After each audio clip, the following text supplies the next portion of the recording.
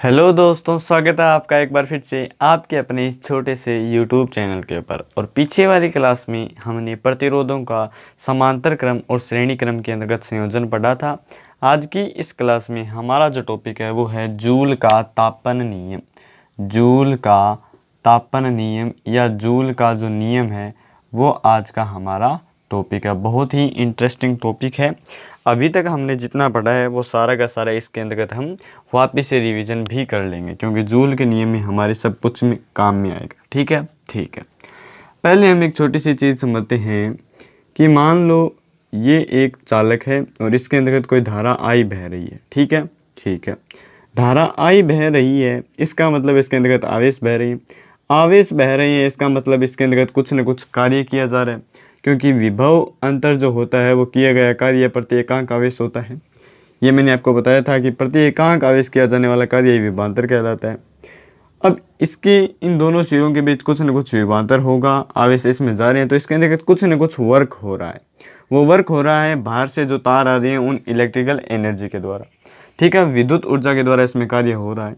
और वो जो विद्युत ऊर्जा मिल रही है उससे जो इसके अंतर्गत इलेक्ट्रॉन्स हैं जो कि विद्युत धारा के विपरीत दिशा में चलते हैं, इधर चलेंगे, उनके पास कुछ न कुछ गतिज ऊर्जा होगी, क्योंकि जैसे ही ये एनर्जी इनके अंदर जाएगी तो इनके खुद के पास एनर्जी आ जाएगी। ये इनके पास एनर्जी आ जाएगी तो ये इधर गति कर ही रही हैं, और तेज़ करेंगे तो ये आपस में कुछ ऐसे टकराएंगे। टकराने से क्या होगा, इनके अंतर्गत कुछ जो एनर्जी है वो जब टकराएंगे तो कुछ एनर्जी बाहर निकल जाएगी।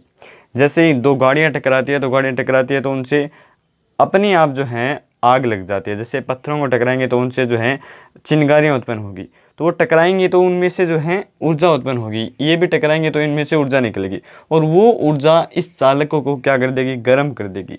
यानी जितनी बाहर से एनर्जी आई थी उसमें से कुछ एनर्जी ये गर्म करने में लग जाएगी, और उसे ही हम कहते हैं इसकी उष्मीय ऊर्जा। जितनी एनर्जी आई थी उसका कुछ भाग उष्मीय ऊर्जा में चला जाएगा और कुछ वर्क में चला जाएगा। जैसे आप पंखे को कई देर तक चलाएंगे तो वो भी गर्म हो जाएगा कुछ देर के बाद, वो इसी के कारण हो जाएगा। ठीक है। वापस से समझिए, जब इलेक्ट्रिकल एनर्जी आएगी तो इलेक्ट्रॉन्स के पास इलेक्ट्रिकल एनर्जी आएगी तो वो तेज चलेंगे तो वो टकराएंगे तो क्या उत्पन्न होगी, ऊर्जा। और वही ऊर्जा इस चालक को क्या कर देगी, गर्म कर देगी। और गर्म करने पर जो ऊर्जा उत्पन्न होगी वो होगी उष्मीय ऊर्जा। जैसे आप पंखे को देखते हैं तो पंखा जो है कुछ देर तक चलने के बाद गर्म हो जाता है, वो इसीलिए हो जाता है। ठीक है। अब हम इस ऊर्जा का मान कैसे निकालें, तो ध्यान से देखो, हम पूरी ऊर्जा का जो है इसको हम दर्शाते हैं H से, हीट। ठीक है, हीट। अब देखो, हमने इसमें धारा प्रवाहित की है I, और धारा बराबर हमने पहले पढ़ रखा है I बराबर होता है Q/T। ठीक है। विभव अंतर V बराबर होता है W/Q। ठीक है। हमें तो जितना कार्य किया जा रहा है वही कार्य जो है इस हीट के अंदर चेंज हो रहा है। ठीक है, जितना कार्य किया जा रहा है वही हीट के अंदर तो धीरे धीरे चेंज हो रहा है। जितना कार्य इसमें किया जा रहा है वही कार्य धीरे धीरे हीट में चेंज हो रहा है। ऐसा ही तो होता है, बाहर से पंखे को एनर्जी मिल रही है, धीरे धीरे पंखा चलता रहता है और गर्म होता रहता है। वहाँ से जो इलेक्ट्रिकल एनर्जी आ रही है वो धीरे धीरे हीट एनर्जी के अंतर्गत परिवर्तित होती जाती है और गर्म होता जाता है। ठीक है, तो यही जो ऊर्जा है, यही कार्य जो है इस ऊर्जा के अंतर्गत बदलता है। यानी इस W का मान अगर हम किसी न किसी तरीके से निकाल लें तो हमारे पास हीट एनर्जी का मान आ जाएगा। इस Q को इधर भेजो तो W बराबर हो जाएगा QV। W बराबर, यहाँ से Q का मान आ जाएगा, Q बराबर है IT, तो Q बराबर IT यहाँ पे लिख देंगे तो ये आ जाएगा ITV, यानी W बराबर VIT। W बराबर VIT। ठीक है। अब यही कार्य जो है किसके अंतर्गत चेंज हो रहा है, हीट एनर्जी के अंतर्गत, इसलिए H बराबर VIT। अब यहाँ से हम एक बहुत ही इंटरेस्टिंग चीज़ निकालेंगे, और फिर मैं 3 लाइनें लिखूंगा, और वही 3 लाइनें जो हैं आपकी जूल का नियम कहलाएगी, हीटिंग लॉ ऑफ जूल। ठीक है। अब हमने ये चालक माना, इस चालक का मान लेते हैं प्रतिरोध R है। ठीक है, तो V बराबर होता है IR। V का मान यहाँ पर रखेंगे तो H बराबर, V का मान रखेंगे तो I, एक I पहले से है तो I² आर टी, यानी H बराबर I² RT। जैसे जैसे धारा का मान बढ़ेगा, जैसे जैसे धारा का मान बढ़ेगा, वैसे वैसे इस हीट एनर्जी का मान बढ़ेगा। क्यों बढ़ेगा? जैसे जैसे धारा बढ़ेगी वैसे वैसे आवेशों को और एनर्जी मिलेगी, और एनर्जी मिलेगी तो और टकराएंगे, और टकराएंगे तो H का मान बढ़ेगा। जैसे जैसे प्रतिरोध का मान जितना अधिक होगा, जितना ज़्यादा धारा के इन इलेक्ट्रॉनों के लिए वो प्रतिरोध लगाएंगे, उतने ज़्यादा वे टकराएंगे, टकराएंगे तो फिर से हीट एनर्जी में वृद्धि होगी, यानी R बढ़ने पर भी H बढ़ेगा। और जितने टाइम के लिए धारा प्रवाहित होगी वो तो निर्भर रहनी है। अगर पंखे को बहुत देर तक चलाओगे तो H का मान अपने आप बढ़ जाएगा। यानी H अगर हम अलग अलग रूप से देखें तो धारा के भी समानुपाती,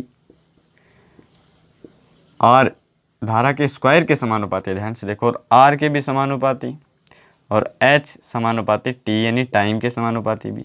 यानी किसी चालक के अंतर्गत धारा प्रवाहित करने पर उससे उत्सर्जित उष्मीय ऊर्जा का मान धारा के वर्ग के समानुपाती, धारा उस चालक के प्रतिरोध के समानुपाती, चालक में प्रवाहित धारा की समय के समानुपाती होती है। और इन तीनों को ही हम संयुक्त रूप से कहते हैं जूल का तापन नियम। जूल का तापन नियम, जूल का तापन नियम। ठीक है, अब देखो मैं आपको बोल रहा हूँ वो लिख लीजिएगा। ठीक है, ठीक है। अगर पूरा बेसिक लिखना चाहते हैं तो यहाँ से देखो, माना कि हमने आर प्रतिरोध का कोई चालक लिया जिसके सिरों के ऊपर विभवांतर V है, धारा I प्रवाहित हो रही है। T समय के लिए धारा I प्रवाहित होती है तो I बराबर हो जाएगा Q/T, V बराबर हो जाएगा W/Q। W का मान Q, V निकाल लिया। फिर V का मान हमें पता है ओम के नियम से V बराबर IR, वो मान हमने यहाँ पर रख दिया। यहाँ से वो हीट में चेंज हो जाएगा और फिर इस V की जगह I² RT लिख देंगे। फिर ये तीनों नियम लिख देंगे। अब हम लिख देंगे स्पष्ट है कि किसी R प्रतिरोध के चालक से प्रवाहित जो धारा है उस धारा के वर्ग के समानुपाती होती है उस चालक से उत्सर्जित उष्मा, उस चालक से उत्सर्जित उष्मा उस चालक के प्रतिरोध के समानुपाती होती है, उस चालक से उत्सर्जित ऊर्जा उसके अंतर्गत प्रवाहित धारा के समय के समानुपाती होते हैं। और तीनों के तीनों कथन ही जूल का तापन नियम कहलाते हैं। ठीक है, ठीक है। अब मेरी बात ध्यान से सुनो। अब हम एक और टॉपिक कर लेते हैं जिसका नाम है शक्ति। अब देखो हम एक टॉपिक और करते हैं, जूल का तापन नियम समझ में आ गया होगा। अब एक टॉपिक और करते हैं जिसका नाम है शक्ति। बहुत ही अच्छा सा टॉपिक है। आज हम इन टॉपिक के ऊपर न्यूमेरिकल नहीं करेंगे, न्यूमेरिकल करेंगे अगली क्लास में, उसके लिए एक अलग ही क्लास होगी। ठीक है, बढ़िया न्यूमेरिकल पूरे के पूरे चैप्टर की। शक्ति क्या होती है? तो अभी अभी हमने पढ़ा है कि W बराबर VIT।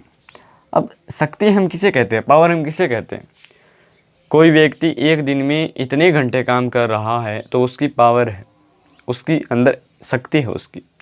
कोई व्यक्ति एक साथ 10 ईंटें फेंक रहा है तो उसकी वो पावर है, उसकी वो पावर है। कोई व्यक्ति एक सांस में या एक साथ 3 किलोमीटर दौड़ रहा है तो उसकी पावर है। बहुत ज़्यादा हो गई क्या? नहीं, थोड़ी कर देते हैं। कोई व्यक्ति एक साथ 1 किलोमीटर दौड़ रहा है तो उसकी पावर है बिना रुके। कोई 6 किलोमीटर दौड़ रहा है तो उसकी पावर है। ठीक है, एक बार में अगर कोई 6 किलोमीटर दौड़ रहा है तो उसकी पावर है। एक बार में अगर कोई सीधा बार बार हर बॉल पर छक्का लगा रहा है तो उसकी शक्ति है। ठीक है, एक बार में कोई 10 रोटियां खा रहा है तो उसकी शक्ति है। ठीक है, यानी एक बार में जितना ज़्यादा काम हो रहा है वही उसकी क्या कहला रही है? शक्ति कहला रही है।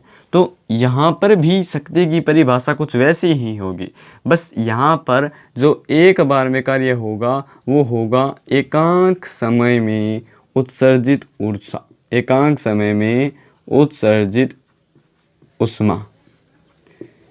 जो अपनी उस चालक से जो अपनी हीट निकल रही थी वो हीट जो है 1 सेकेंड के अंतर्गत कितनी हीट निकल रही है वही उसकी क्या कहलाएगी? शक्ति। ठीक है, देखो ध्यान से, एकांक समय में उत्सर्जित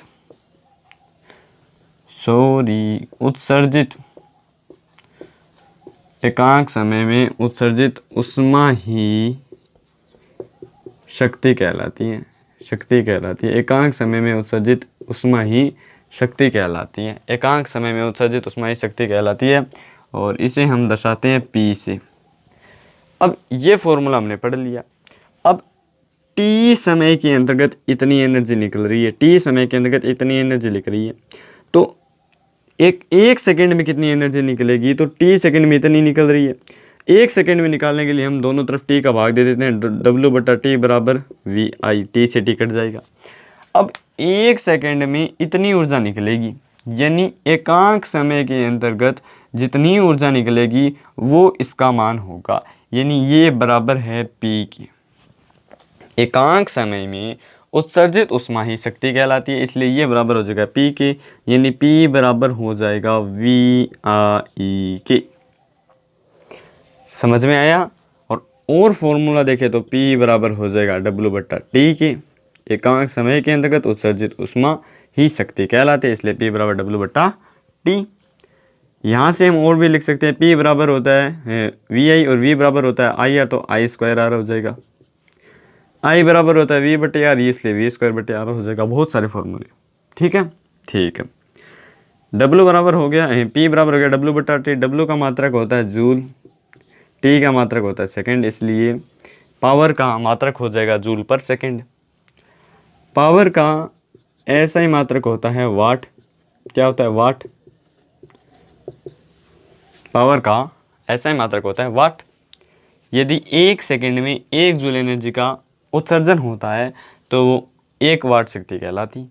उसकी जो चालक हमने लगा रखा है उसकी शक्ति 1 वाट होती है। यदि 1 सेकंड में प्रवाहित या उत्सर्जित ऊर्जा 1 जूल हो तो उसकी शक्ति 1 वाट कहलाती।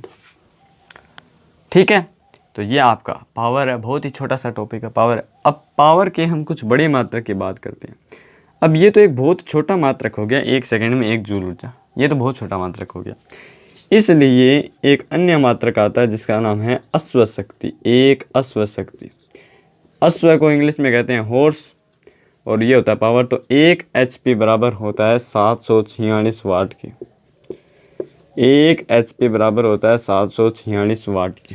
ध्यान रखना, 1 HP बराबर होता है 746 वाट की। ठीक है, पूछा जा सकता है, बहुत ही इंपॉर्टेंट प्रश्न बन सकता है। 1 HP, आपके जो मोटरें आती है ना 1 HP, 1.5 HP, वो इसीलिए लिखा हुआ आता है। वो गर्म भी हो जाती है, यानी 1 HP 1.5 HP का मतलब क्या है कि वो 1 सेकेंड के अंतर्गत 746 जूल ऊर्जा जो है वो निकाल देती है, वो इसीलिए आता है। ठीक है, तो 1 HP आपको ध्यान में रखना है। इसके अलावा यदि हम यहाँ से फॉर्मूला कार्य का निकालें तो W बराबर हो जाता है PT। W बराबर क्या हो जाता है? PT। W बराबर PT। P का मात्रक अभी हमने पढ़ा है वाट, इसका मात्रक होता है सेकंड। तो कार्य का भी एक नया मात्रक आ गया है watt second. Watt second, watt second. अब यदि कहीं पर ऐसा लिखा जाए 1 किलोवाट, तो 1 किलोवाट बराबर होता है 10⁻³ वाट की। ठीक है, ठीक है। अब आपके घरों में जो बिजली का बिल आता है वो आता है यूनिट में। किस में आता है? यूनिट में। यूनिट में क्यों आता है? क्योंकि 1 यूनिट जो होती है वो बराबर होती है 1 किलोवाट हावर की। 1 किलोवाट हावर के ये व्यापारिक मात्रक है।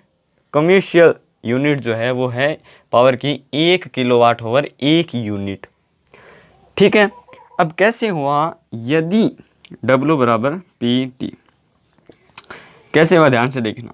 यदि 1 घंटे के अंतर्गत 1 किलोवाट की ऊर्जा जो है, 1 किलोवाट शक्ति जो है, यदि 1 घंटे के लिए 1 किलोवाट की शक्ति जो है वो होती है, तो उससे उत्सर्जित या उससे जो उत्सर्जित जो ऊष्मा होगी वही 1 किलोवाट घंटा कहलाएगी और वही 1 यूनिट होती है।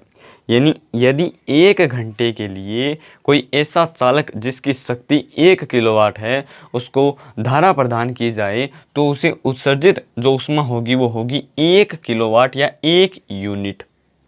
ठीक है, वापस से सुनो। यदि मैं 1 घंटे के लिए कोई एक ऐसा चालक जिसकी शक्ति 1 किलोवाट है उसको मैं धारा प्रदान करूं तो उससे जो उत्सर्जित ऊष्मा होगी वो होगी W बराबर PT। P का मान है 1 किलोवाट और T का मान है 1 घंटा। तो 1 किलोवाट आवर, और यही आपकी कहलाती है यूनिट। यूनिट जो आपके घरों में बिल आता है वो, इसका मान जूल में निकालते हैं। 1 किलोवाट बराबर होता है 10 की पावर 3 वाट की। अब घंटे को सेकंड में बदलना पड़ेगा, क्योंकि हम यहाँ पर जूल की बात कर रहे हैं, तो जूल में बदलने के लिए हमें घंटे को सेकंड में बदलना पड़ेगा। 1 वाट बराबर होता है, 1 किलोवाट बराबर होता है 10 की पावर 3 वाट के, और 1 वाट बराबर होता है जूल पर सेकंड के। इस होवर को हमें सेकंड में चेंज करना पड़ेगा जूल लाने के लिए। तो 1 होवर बराबर होता है 60 मिनट, 60 मिनट बराबर होता है 60 सेकंड, तो ये सेकंड, सेकंड से सेकंड कट जाएगा, जूल बच जाएगा, यानी वर्क का हमारा सही मात्रक आ जाएगा। W बराबर 6 6 36, 1 2 और 3 पहले से हैं तो 10 की पावर 5, फिर 1 पॉइंट और ले आते हैं तो 10 की पावर 6 जूल हो जाएगा। यानी यदि 1 घंटे में इतनी एनर्जी खर्च हो रही है आपके घर में, तो आपके बिल में 1 यूनिट और बढ़ जाएगा। ठीक है, 1 किलोवाट घंटा बराबर होता है 1 यूनिट के, और वो होती है इतनी एनर्जी। तो ये एक बहुत ही इंटरेस्टिंग टॉपिक है, और यहाँ पर थोड़ा सा आपको ध्यान में रखना है, यदि 1 घंटे के लिए किसी 1 किलोवाट शक्ति वाले चालक में धारा प्रवाहित की जाए, तो उससे जो हीट निकलेगी वो 1 यूनिट कहलाएगी। 1 यूनिट बराबर होते हैं 1 किलोवाट आवर के, और जूल में हो जाएगा ये। ठीक है, ठीक है।